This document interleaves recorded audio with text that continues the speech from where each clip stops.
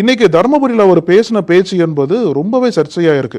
இப்படி எல்லாம் ஒரு தலைவர் பேசலாமா? அதுவும் பெண் நிர்வாகிகளை பக்கத்துல வச்சுக்கிட்டு ஒரு பெண்ணை வந்து தரக்குறைவா விமர்சனம் பண்றது, அருவருப்பா பேசுறது, அப்படிதான் பண்ணேன், நான் பெருசா பண்ணிட்டேன், அதுவும் கற்பழிப்பு போன்ற வார்த்தையெல்லாம் பயன்படுத்தி ரொம்ப தரைக்குறைவா பேசினது உண்மையிலேயே பெரிய ஒரு அதிர்ச்சியை தான் கிளப்பி. கற்பழிப்பு மாதிரியான வார்த்தைகளை ஊடகங்களே கைவிட்டுட்டு பாலியல் வன்கொடுமைன்னு அடுத்த கட்டத்துக்கு போயிருக்கு.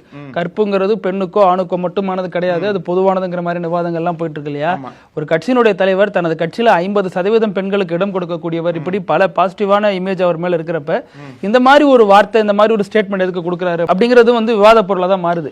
ஏன்னா இந்த ஆண்டு ஃபுல்லா சீமானுக்கு சர்ச்சையான ஆண்டு போல இருக்கு.